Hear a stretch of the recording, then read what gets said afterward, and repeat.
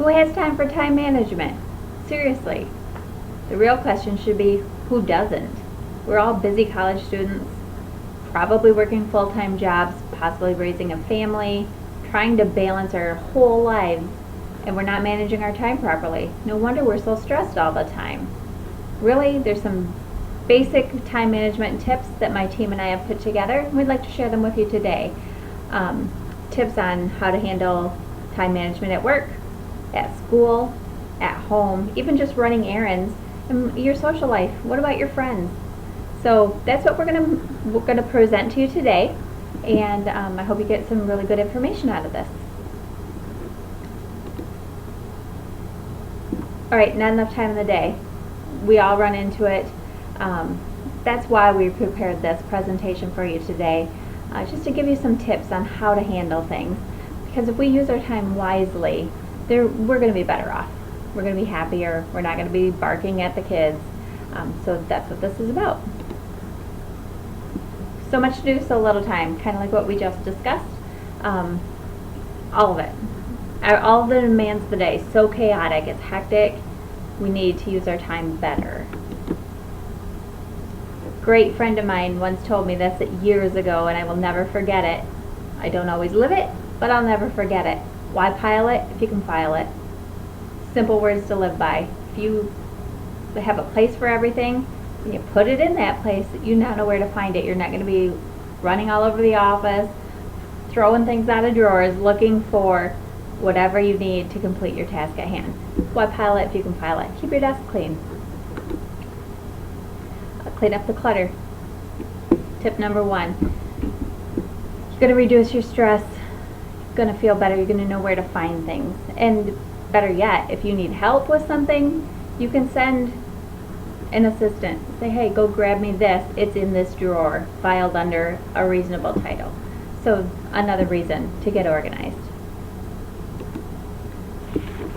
First things first. Okay, so you're getting organized. Now what?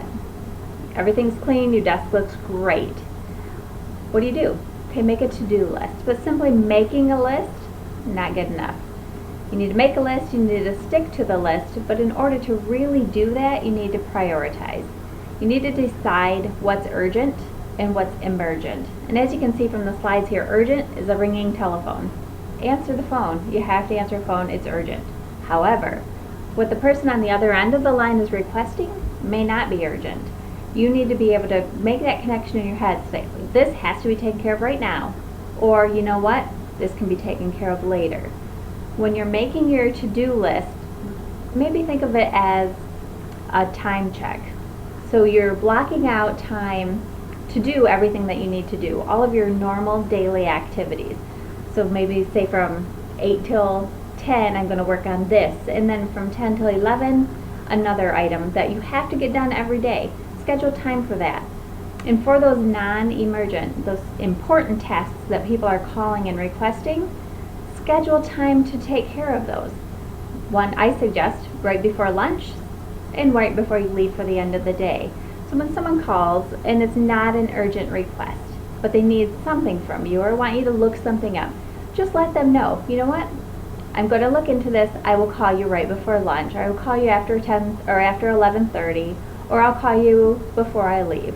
Make sure that they're aware that you're not going to drop everything, especially if you've always dropped everything.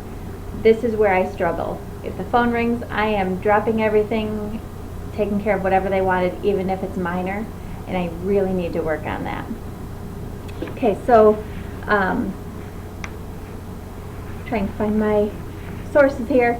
Sorry about this. It's my draft.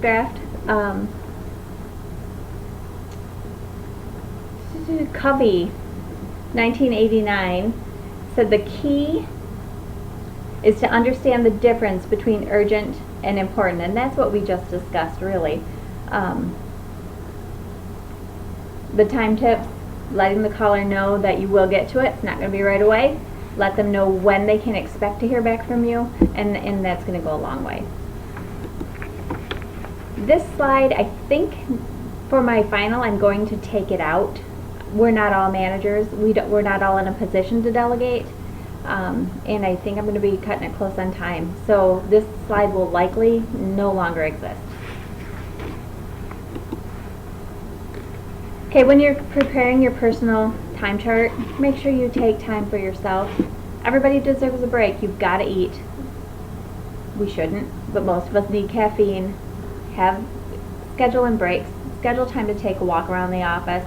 Walk outside, get some fresh air. You've got to take care of yourself first. If you don't take care of yourself, it's very, very, very difficult and stressful to take care of others. You have to schedule yourself some downtime.